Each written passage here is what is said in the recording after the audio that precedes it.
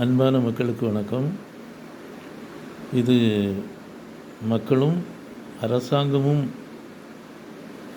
கொஞ்சம் சீர்தூக்கி பார்க்க வேண்டிய பதிவு. அரசாங்கம் ஆங்காங்கே பஸ் நிலையங்களில் டாய்லெட் ஃபெசிலிட்டி, கழிப்பிடத்தை வைத்திருக்கிறார்கள். ஆனால் அதை ஒரே சீராக ஒழுங்குமுறையாக வைக்கிற அல்லது செய்ய வைக்கிற விதம் சரியில்லை. இன்னும் சொல்லப்போனால் உடங்குடியில் நான் பார்த்தபோது அந்த கழிப்பிடம் பே பண்ணுறதுக்கான வசதியோடு இருக்கிறது. ஆனால் அது அடைக்கப்பட்டுள்ளது. ஆக வேறு சரியான இடம் இல்லை.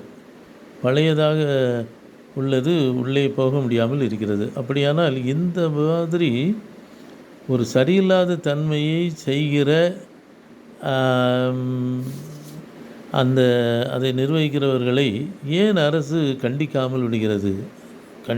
கண்டிப்பு என்றால் அவர்களுக்கு போதிய இன்ஸ்ட்ரக்ஷனும் கண்டிப்பான இன்ஸ்ட்ரக்ஷன் கொடுக்கப்பட வேண்டும்.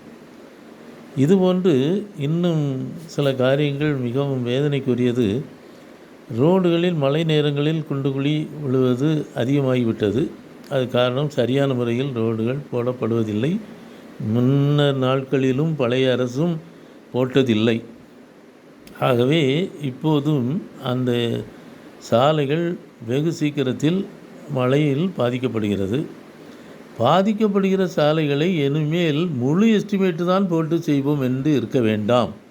இப்பொழுது உள்ள டெக்னாலஜியில் என்னிடம் விட்டால் கூட நான் அந்த குண்டுங்குழியை புது ரோடு போல் அதை நிரப்பி சரி செய்து புது ரோடு இருக்கிற நிலைமையை கொண்டு வந்துட முடியும். ஆனால் சாதாரண ஒரு மனிதனால் செய்யக்கூடியதை அந்த துறையை சேர்ந்த இன்ஜினியர்களால் செய்ய முடியாதா? முடியும். ஆனால் அலட்சியம் அல்லது ஆசை என்னவென்றால் முழுவதாக போடுவது என்று இருக்கிறது. தவறான காரியங்களை நிறைய செய்துதான் மக்கள் பணம் வீணடிக்கப்படுகிறது, உபயோகம் இல்லாமலும் போகிறது. வெறுப்பேற்றுற விதமாக அநேகர் குற்றஞ்சாட்டக்கூடிய லெவலில் உள்ள, அதாவது எதிர்க்கட்சியை சேர்ந்தவர்கள் மிகவும் அதிகமாக குற்றஞ்சாட்டும் வகையில் அது அமைகிறது. ஆகவே அரசு சிந்தித்து எந்த ஓட்டைகளெல்லாம் மிக நேர்த்தியாக சரியாக செய்ய முடியுமோ அதை செய்யும்படி உங்களிடத்தில் மிகவும் தாழ்மையுடன் கேட்கிறேன்.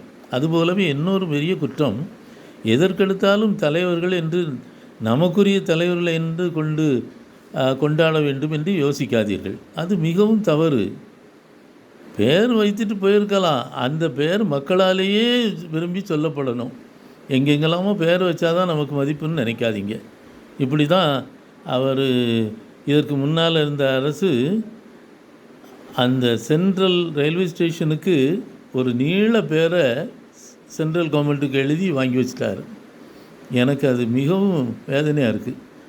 அவர் பிறந்த காலத்தில் அந்த ரயில்வே ஸ்டேஷன் அதுக்கு முன்னாலே இருந்திருக்கும். அவர் பிறந்திருக்க கூட மாட்டார்.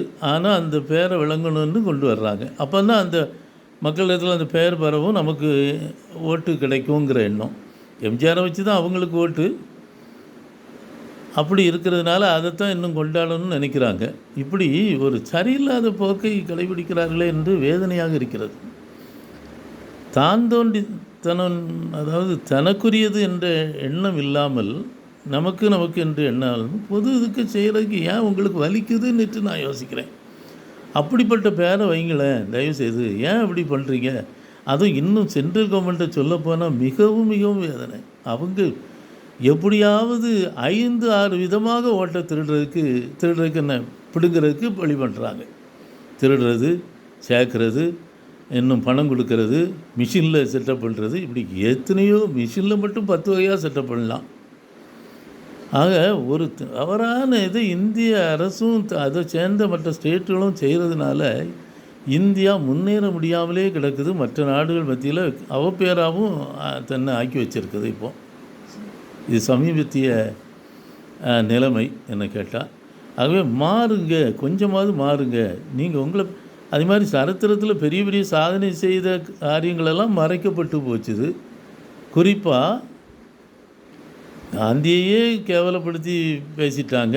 அதுக்கு முன்னால் பிரிட்டிஷ் நல்ல விதமான ஒரு செட்டப்பை இந்தியாவில் ஏற்படுத்த போய் தான் சுதந்திரமே வாங்க முடிஞ்சுது.